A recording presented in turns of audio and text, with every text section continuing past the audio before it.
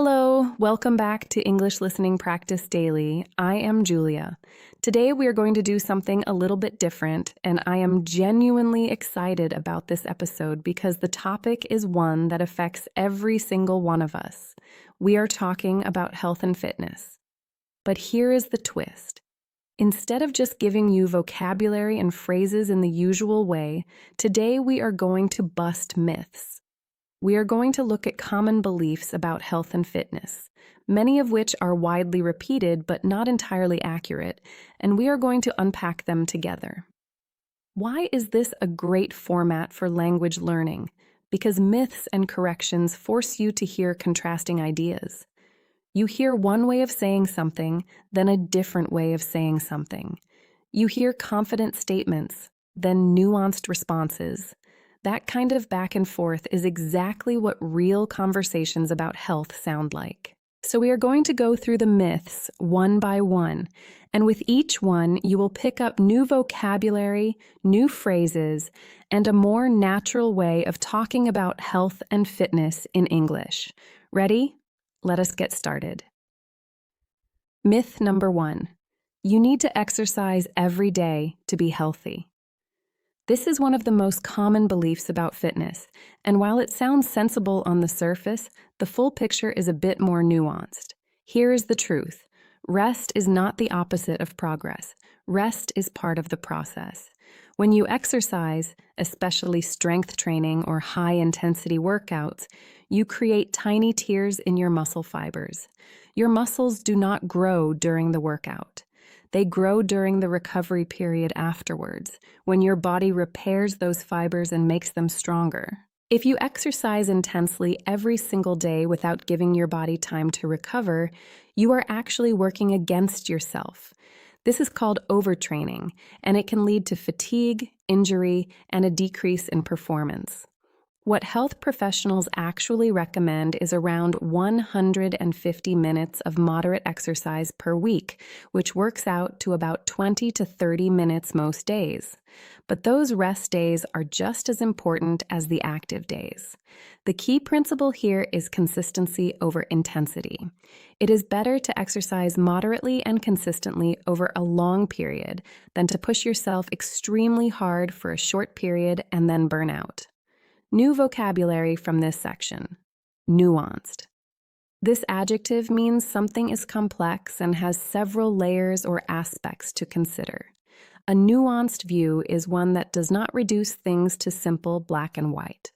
When you say the full picture is more nuanced, you mean it is more complicated than it first appears. Recovery period. The time after exercise when your body repairs and adapts. Giving your body adequate recovery time is essential for progress. Overtraining. Doing too much exercise without enough rest, which leads to negative effects rather than improvement. Consistency over intensity. A phrase meaning it is better to do something regularly at a manageable level than to do it extremely intensely but irregularly. Burnout. To burn out means to become so exhausted from pushing too hard that you lose all motivation and energy for the activity. Myth number 2. You should drink 8 glasses of water every day. You have probably heard this advice many times. 8 glasses of water a day keeps you healthy and hydrated. But where did this number come from? And is it actually right? The truth is that the specific number 8 glasses has a rather vague origin, and there is limited strong scientific evidence to support it as a universal rule. The amount of water each person needs varies enormously depending on their body size, their activity level, the climate they live in, and the foods they eat. Many foods, especially fruits and vegetables, contain a lot of water and contribute to your daily hydration. The most reliable indicator of whether you are drinking enough water is actually quite simple: the color of your urine. I know, not the most glamorous topic, but hear me out. Pale yellow urine generally indicates good hydration. Dark yellow or amber urine suggests you need to drink more. Another good signal is simply thirst. For most healthy adults, drinking when you feel thirsty is sufficient to maintain good hydration. The idea that you must drink before you feel thirsty to avoid dehydration is largely a myth, though it may be relevant in certain conditions, such as during intense exercise in heat. Vocabulary from this section. Hydrated, adequately supplied with water. Your body is hydrated when it has enough fluid to function well. The opposite is dehydrated, meaning lacking sufficient fluid. Hydration, the state of having enough water in your body. Staying on top of your hydration is a phrase meaning making sure you drink enough throughout the day. Indicator, something that signals or shows the state of something else. A reliable indicator means a trustworthy sign. Vague origin. Vague means unclear or uncertain. If something has a vague origin, it means where it came from is not well established. Sufficient. Enough. To say something is sufficient means it is adequate for the purpose. Myth number 3. Eating late at night makes you gain weight. This is one of those beliefs that sounds so logical it is hard to question. Eat late, the food sits in your stomach overnight, and you gain weight. Makes sense, right? Well, not exactly. The truth is that weight gain is fundamentally about the overall balance of calories consumed versus calories burned over time. The body does not apply a special penalty to food eaten after a certain hour. A calorie consumed at 10 at night is the same as a calorie consumed at noon, from a purely metabolic standpoint. What is true is that many people tend to make poorer food choices late at night. They reach for snacks that are high in sugar, salt, and fat. They eat mindlessly in front of the television.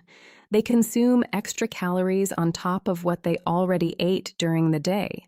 So the weight gain associated with late-night eating is more about what and how much people eat at night than about the time itself.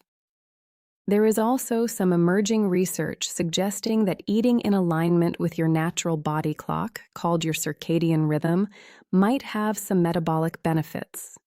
Our digestive systems may be more efficient during daylight hours. But this is an area where research is still developing, and the practical impact for most people is modest compared to the overall picture of what and how much they eat. The real message is this: be aware of why you are eating at night. Are you genuinely hungry, or are you bored, stressed, or eating out of habit? That self-awareness is more valuable than any rule about timing. Vocabulary from this section. Calorie, a unit used to measure the energy in food and drink. Your body needs a certain number of calories each day to function. Consuming more calories than your body uses over time leads to weight gain. Metabolic or metabolism. Metabolism refers to all the chemical processes in your body that keep you alive, including converting food into energy. Someone with a fast metabolism burns calories quickly. Someone with a slow metabolism burns them more slowly, mindlessly. Doing something mindlessly means doing it without thinking or paying attention. Mindless eating means eating without noticing how much you are consuming. Circadian rhythm. Your body's internal clock that regulates sleep, wakefulness, and other physiological processes over a roughly 24-hour cycle. Self-awareness. The ability to recognize and understand your own thoughts, feelings, and behaviors.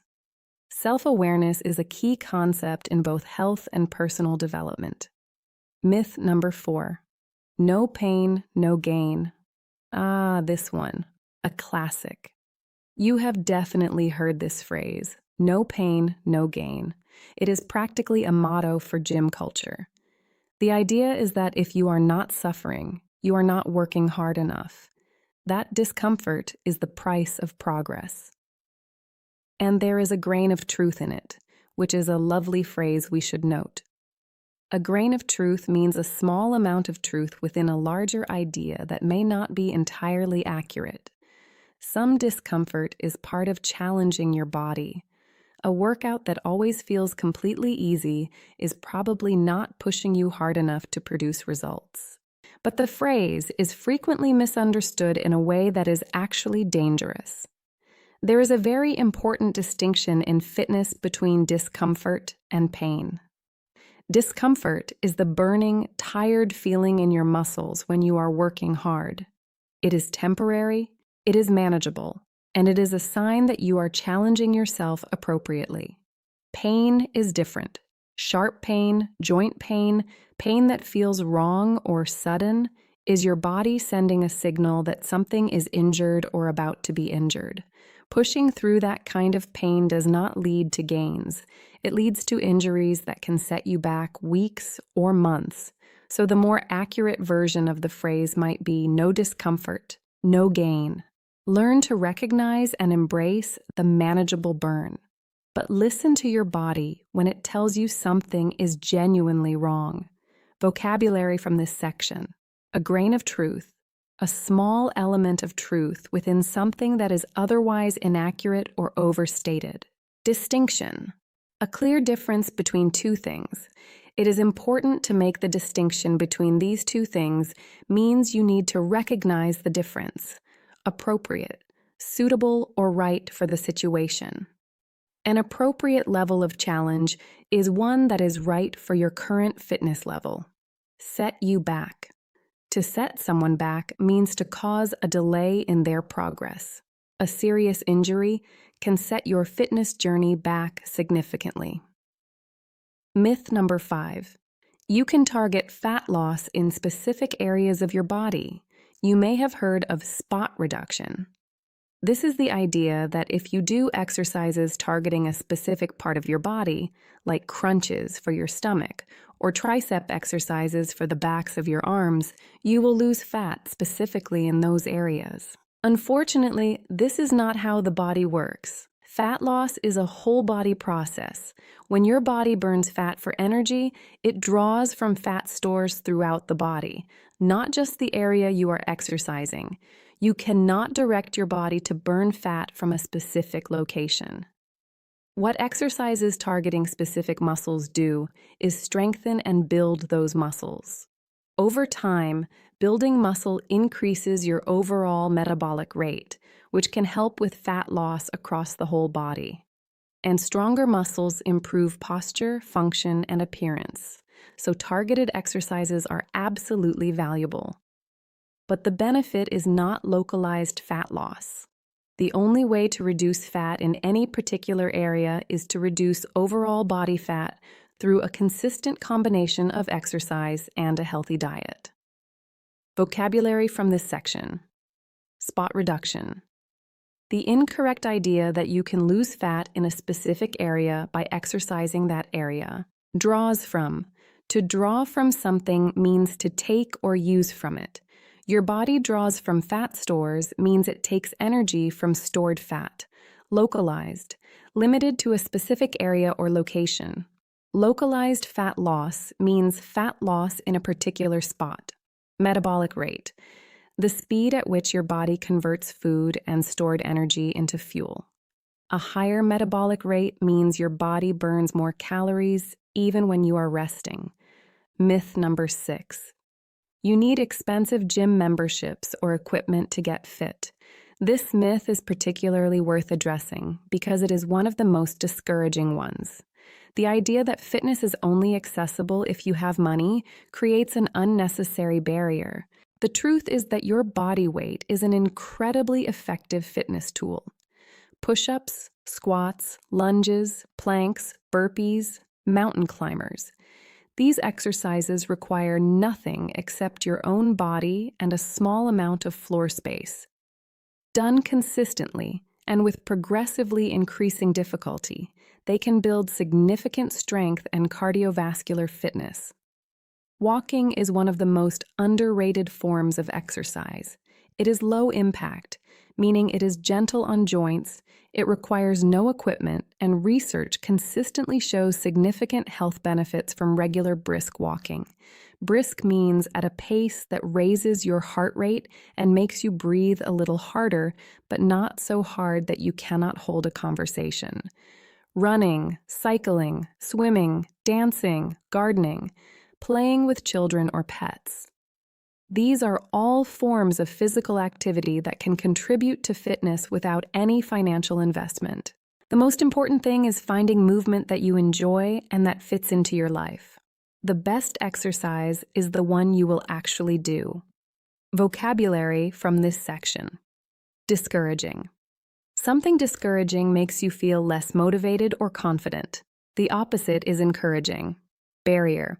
An obstacle that prevents access to something.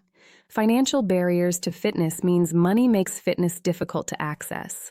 Low impact. An activity that puts little stress on joints and is gentle on the body. Walking and swimming are low impact. Running is higher impact. Cardiovascular fitness, also called cardio fitness. This refers to the health and efficiency of your heart, lungs, and blood vessels.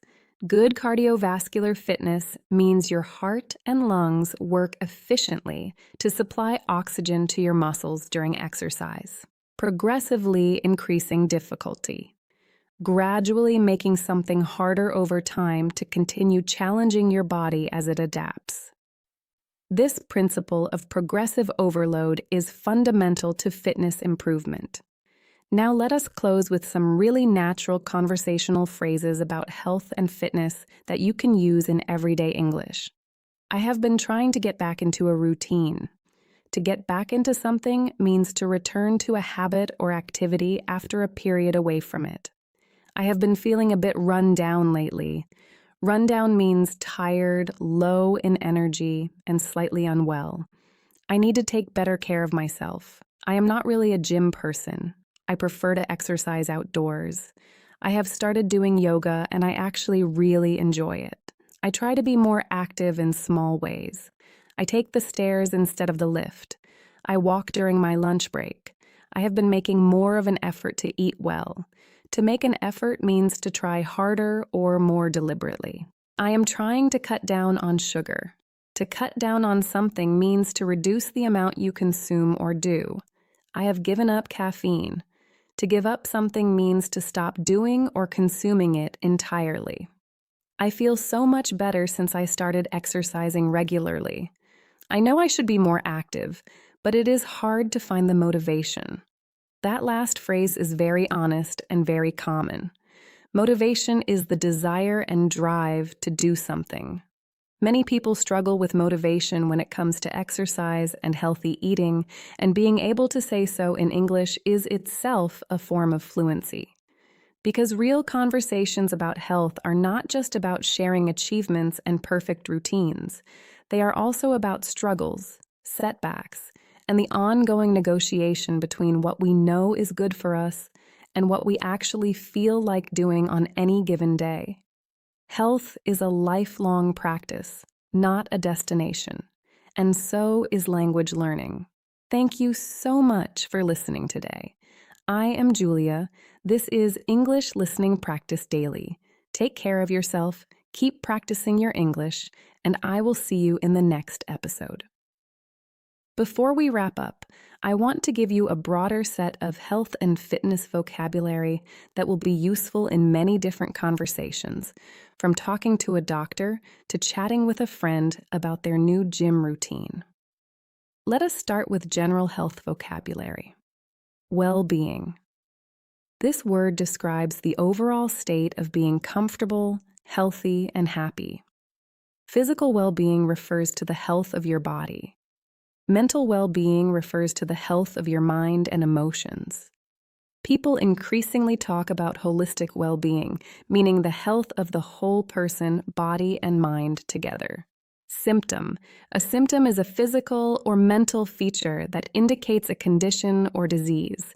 A runny nose and a sore throat are symptoms of a cold. Fatigue and low mood can be symptoms of many different conditions. Diagnosis. A diagnosis is the identification of a condition or disease by a doctor or medical professional based on symptoms and tests. Treatment. The action taken to cure or manage a condition. Treatment can include medication, therapy, surgery, lifestyle changes, or a combination of these. Preventive care. This refers to things you do to prevent illness or injury before it happens. Regular exercise, a balanced diet, vaccinations, and health screenings are all forms of preventive care.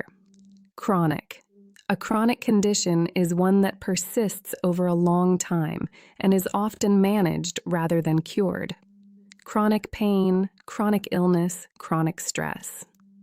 The opposite of chronic is acute, which means something that comes on suddenly and is short-lived. Now, some phrases you might use when talking to a doctor or describing your health in English. I have not been feeling like myself lately. I have been having trouble sleeping. Sleep problems are sometimes called insomnia, which is the difficulty falling asleep or staying asleep. I have been getting headaches quite regularly. I feel exhausted no matter how much sleep I get. My back has been playing up. To play up means to cause problems or discomfort. My knee plays up when it rains. My back has been playing up since I started working from home. I think I might be coming down with something. To come down with something means to be starting to get ill. I am on the mend. This phrase means you are recovering from an illness and starting to feel better. I have a follow-up appointment next week.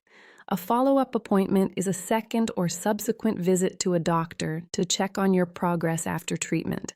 Now let us look at vocabulary around mental health, because this is an increasingly important area of health conversation in English, and it is essential to have sensitive and accurate language for it. Mental health refers to our psychological and emotional well-being.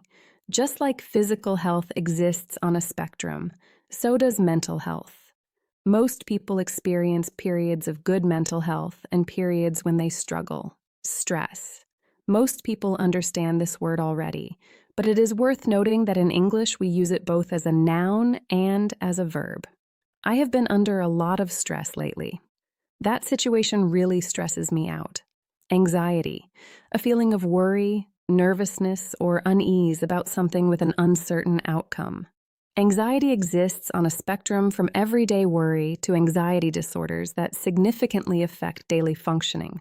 Depression, a medical condition characterized by persistent feelings of sadness, hopelessness, and loss of interest in things that previously gave pleasure. Depression is not the same as feeling sad for a day or two. It is a serious condition that often requires professional support. Burnout.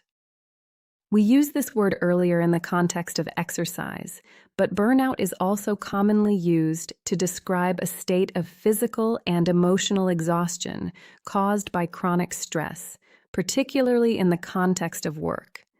I am completely burned out. I need to take some time off. Self-care. This phrase refers to the practice of taking intentional action to look after your own physical and mental health. Self-care is not just bubble baths and face masks. It includes getting enough sleep, setting boundaries, eating well, taking breaks, spending time with people who support you, and seeking professional help when you need it. Mindfulness, a practice of bringing your full attention to the present moment without judgment. Mindfulness is used in therapy, in stress management, and as a general life practice. Therapy, a broad term for treatment of mental health conditions, usually through talking and various psychological techniques. Going to therapy or seeing a therapist has become much more openly discussed in recent years. Here are some natural phrases around mental health in conversation. I have been feeling really overwhelmed lately. Overwhelmed means feeling buried under too much to handle. I have been struggling a bit. To struggle means to have difficulty dealing with something. I think I need to take better care of my mental health. I have started seeing a therapist, and it has been really helpful. I have been trying to practice mindfulness. Some days it works better than others. I am taking some time off to recharge. To recharge means to restore your energy, like charging a battery. I have been setting clearer boundaries at work. Boundaries in this context means limits that protect your time, energy, and well-being. These phrases are increasingly common in everyday English conversation. There is less stigma around mental health than there used to be, and being able to talk about it naturally is an important part of modern English fluency. Stigma, by the way, is a very useful word. Stigma refers to the negative attitudes, prejudice, and shame associated with a particular condition or characteristic. Reducing the stigma around mental health means working to make it easier for people to talk about and seek help for mental health challenges without feeling judged or ashamed. Now, let us talk about food and health vocabulary, because these two areas overlap constantly in conversation. Balanced diet. A diet that includes a variety of foods in the right proportions to provide adequate nutrition. A balanced diet typically includes plenty of vegetables and fruits, whole grains, lean protein, and healthy fats. Nutrients. The substances in food that your body needs to function. Vitamins, minerals, protein, carbohydrates, and fats are all nutrients. Processed food. Food that has been altered from its natural state, usually involving the addition of sugar, salt, preservatives, or artificial ingredients. Ultra-processed food is even more heavily modified. Whole foods. Foods that are minimally processed and as close to their natural state as possible. Fruits, vegetables, whole grains, legumes, nuts, and seeds are whole foods. Portion size. The amount of food you eat in one serving. Managing portion sizes is often cited as important for weight management. Comfort eating. Eating in response to emotions rather than hunger. People often turn to food when they feel stressed, sad, bored, or anxious. Intuitive eating. An approach to eating that encourages people to listen to their body's natural hunger and fullness cues rather than following strict rules or diets. Fad diet. A diet that becomes very popular quickly usually promises rapid results and often lacks strong scientific support. Fad diets come and go, but basic principles of good nutrition remain consistent. Here are some conversational phrases around food and health. I am trying to eat more mindfully. Mindful eating means paying attention to what you eat and how it makes you feel. I have been cutting back on processed food. I try to cook from scratch as much as possible so I know what goes into my food. I find it really hard to eat well when I am busy or stressed. I do not believe in being too restrictive. Everything in moderation. Everything in moderation is a very common English phrase meaning no food is completely off limits, but you should not overdo anything. It represents a balanced, flexible approach to eating. Finally, let me give you some broader phrases about the relationship between lifestyle and health that are very common in English conversation. I am trying to make some positive lifestyle changes. I want to be healthier, but I do not want it to take over my life. Health is not just about what you eat and how much you exercise. It is about stress, sleep, connection, and purpose too. I have realized I cannot pour from an empty cup. This beautiful phrase means you cannot take care of others if you do not take care of yourself first. Small changes add up over time. I am trying to focus on how I feel rather than how I look. Progress over perfection. This phrase means it is better to make consistent, imperfect progress than to aim for perfection and do nothing when you cannot achieve it. Health and fitness is one of the richest areas of vocabulary in everyday English, and it is a topic where being able to speak naturally and accurately is genuinely useful, whether you are talking to a doctor, a personal trainer, a friend, or yourself. Take the vocabulary from today's episode, make it yours, and take care of yourselves. I am Julia. This is English Listening Practice Daily. Until next time.